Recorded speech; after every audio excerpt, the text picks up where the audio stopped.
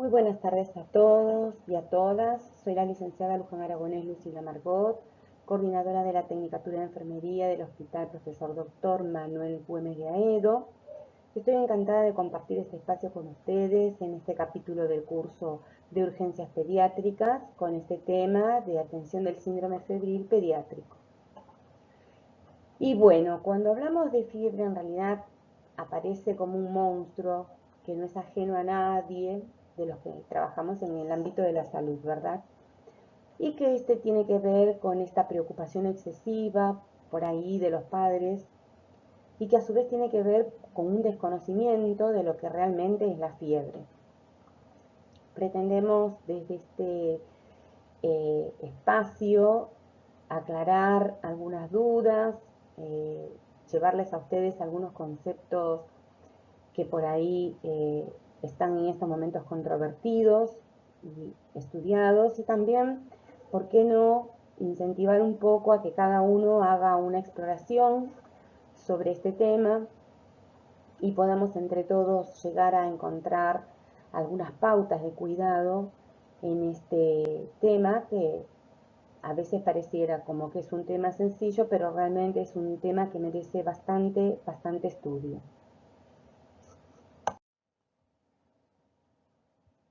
Y buscando información que realmente me sirviera para poder compartir con ustedes, encontré este artículo de revisión bibliográfica muy reciente, ¿sí? Que en realidad nos habla sobre la reflexión de lo que sería las prácticas del cuidado en el niño febril, ¿sí? Esta bibliografía, esta revisión bibliográfica se ha realizado a partir de una búsqueda de artículos científicos en las bases de datos, en varias bases de datos, entre ellas Medline, PubMed, y se han utilizado descriptores y sus combinaciones en español y en otros idiomas también. Se han utilizado descriptores como fiebre, cuidadores, niños, y después de encontrar 137 artículos, quedaron 45 artículos en los cuales se buscó realmente cuáles eran las prácticas del cuidado, ¿sí? Las convergencias y divergencias y contrariedades que había sobre este tema. Después de esta revisión bibliográfica, los resultados los agruparon en 5 temas. Uno que tiene que ver con la concepción histórica de la fiebre, otro que tiene que ver con la fiebrefobia, que es una concepción en las actuales prácticas del cuidado, que tiene que ver con esto que les decía antes, el miedo y la preocupación excesiva de los padres y de los cuidadores por estos cuadros febriles. Otro, el tercero, el baño de esponja, que es una práctica ancestral que está controvertida y que en la que nosotros podríamos por ahí incluir a los medios físicos. Otro que sería el uso de antipiréticos, que es una rutina, ¿sí? Que va en contravía o va en contramano de lo que es la salud y la vida de los niños. Y la fiebre en busca de una mirada desde el beneficio que va a producir en el niño, ¿sí? Y de ninguna manera el objetivo es buscar la normotermia. Bueno, la conclusión a la que llegaron, partiendo de lo que acabamos de decir, que el objetivo no es la búsqueda de la normotermia, entonces el cuidado del niño debe estar enfocado en el confort, en un ambiente fresco y tranquilo, y en el aumento de la ingesta de líquidos para poder evitar deshidratación y otras complicaciones que puedan aparecer. Bueno, por todo esto, el uso de los antipiréticos debe estar sustentado en un uso racional. No se trata de medicamentos inocuos, sí existen muchas evidencias que cuestionan el uso rutinario de los antipiréticos por la toxicidad, la alta toxicidad que producen. La recomendación es considerar a los niños que no toleran el aumento de las demandas metabólicas y niños que poseen condiciones específicas, particulares, como presencia de enfermedades crónicas o graves, y donde realmente el manejo debe ser diferencial y debe estar enfocado en la normotermia. En esos casos, sí, los chicos que no toleran demandas metabólicas, debemos ponernos como objetivo esto, ¿sí? Porque estos niños, sus reservas metabólicas se encuentran disminuidas, entonces se debe mejorar el reconocimiento, la evaluación que se hace, ¿sí? Reconocimiento del cuadro febril, del manejo de esta fiebre que aparece y en lo que tiene que ver también con sus enfermedades subyacentes, ¿no? En estos niños. Hay estudios que sostienen que la percepción de seguridad que tienen los padres, que se las da el medicamento, el antipirético, puede contribuir al uso de una dosis inadecuada, ¿sí? Y a la falta de reconocimiento de los niños con mayor riesgo de presentar intoxicación. Y esto puede retrasar realmente el diagnóstico y el tratamiento adecuado. La intoxicación, bueno, sigue siendo una preocupación debido a que el paracetamol, como lo conocemos nosotros, es ampliamente utilizado en los niños con fines antipiréticos y es altamente tóxico.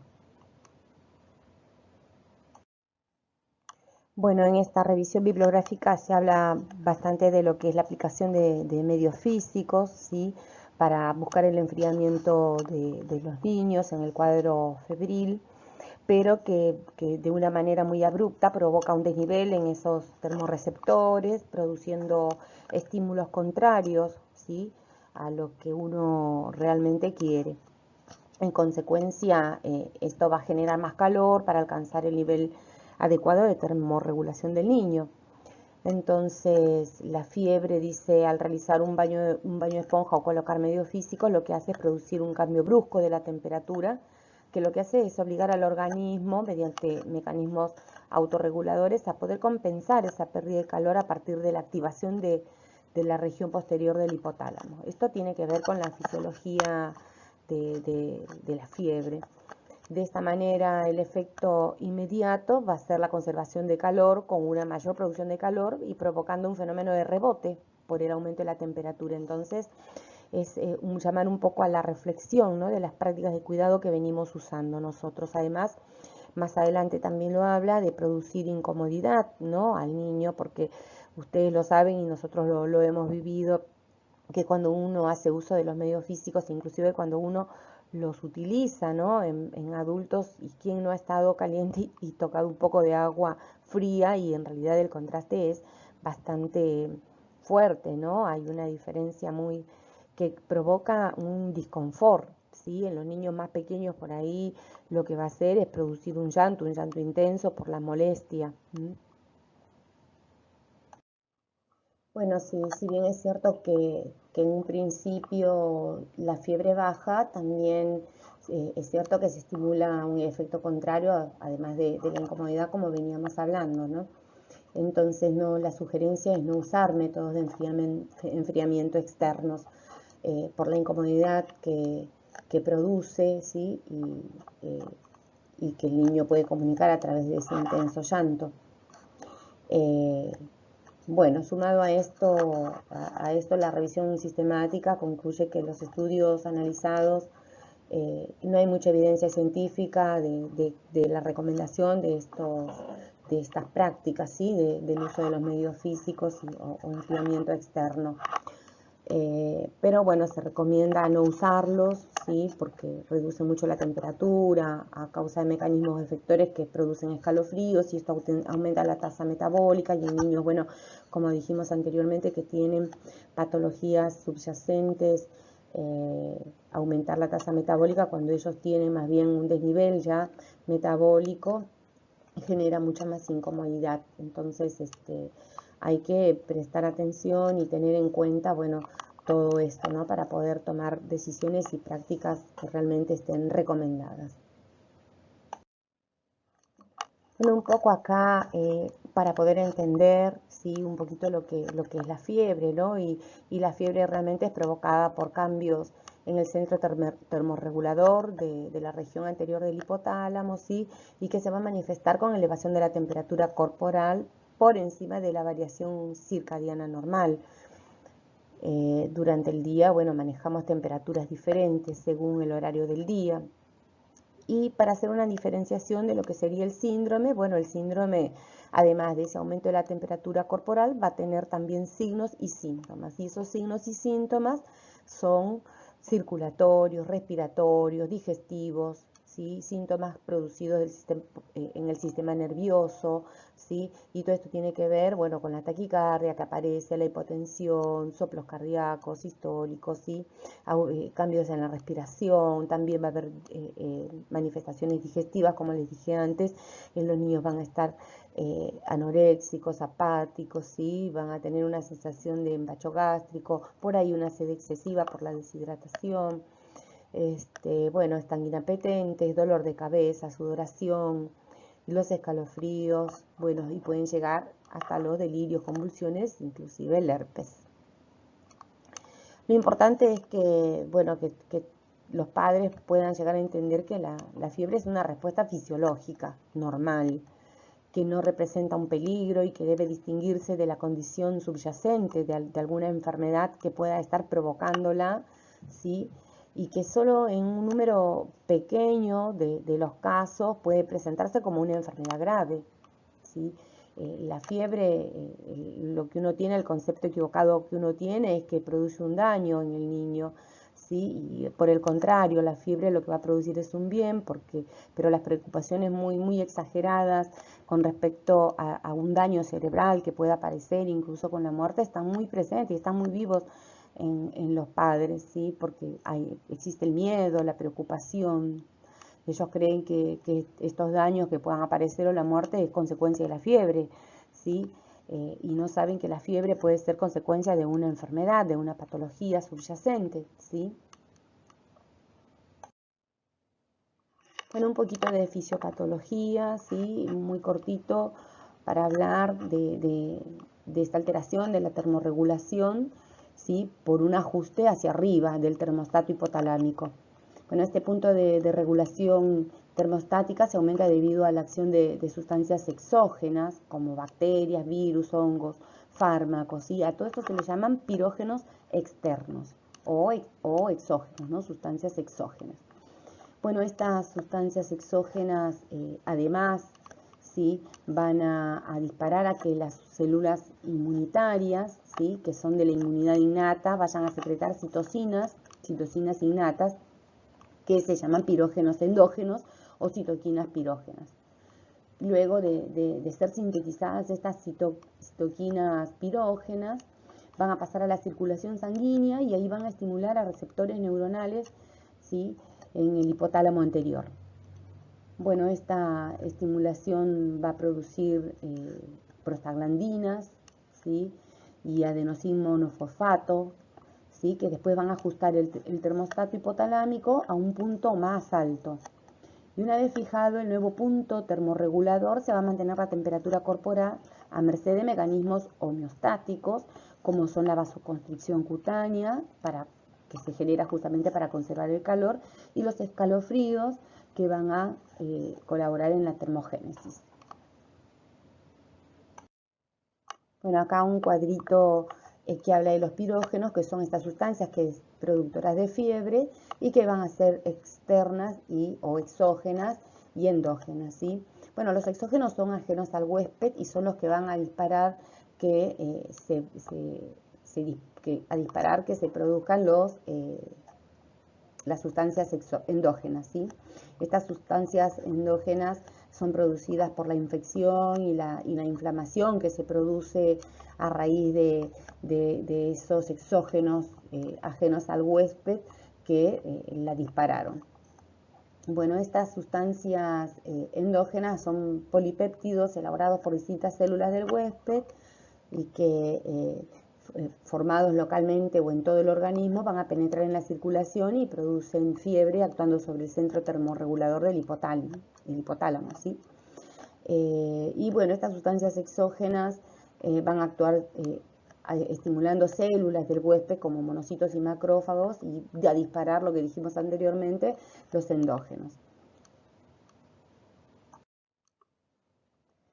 Bueno, hay criterios clínicos para definir el diagnóstico de fiebre y tenemos que tener en cuenta lo que antes ya habíamos mencionado, las variaciones térmicas circadianas, ¿sí? durante el día, que van de 36 a 38, con un promedio de 37 a nivel axilar. Tenemos que definir la fiebre la vamos a definir como un registro de temperatura rectal o axilar igual o mayor a 38 grados, y si bien nosotros utilizamos más los registros axilares, sí, en realidad la más precisa es la temperatura rectal, porque es la temperatura central, ¿sí? Pero tenemos que recordar que la temperatura, tanto la oral, ¿sí? o bucal, como querramos llamarla, es 0.3 grados más baja, ¿sí? que la temperatura, la temperatura axilar es 0.3 más baja que la temperatura bucal, ¿sí? y más baja que la temperatura rectal también.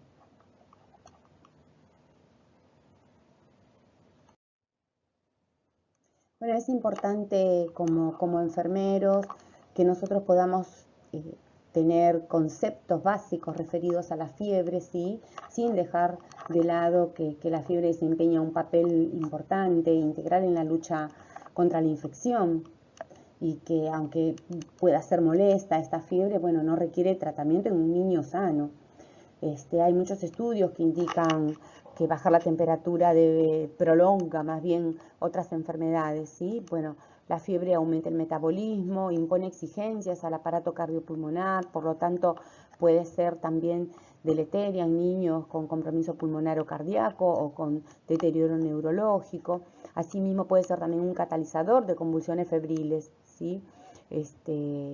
Y bueno, es un cuadro en realidad habitual, benigno en la infancia, si es que no hay enfermedades subyacentes.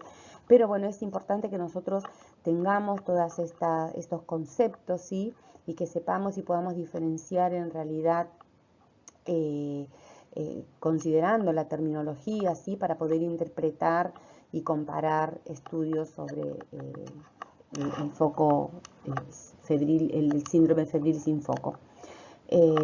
Bueno, acá hay varios conceptos los que nosotros debemos tener mucho cuidado a la hora de manejarlos, sí, que son infección bacteriana invasiva, ¿sí? Meningitis, sepsis y bacteriemia oculta, que no vamos a ahondar mucho en estos conceptos porque les estoy dejando material bibliográfico para que ustedes los puedan rever, ¿sí? Solamente la importancia de que enfermería conozca, ¿sí? en profundidad estos conceptos para poder hacer un análisis diferencial.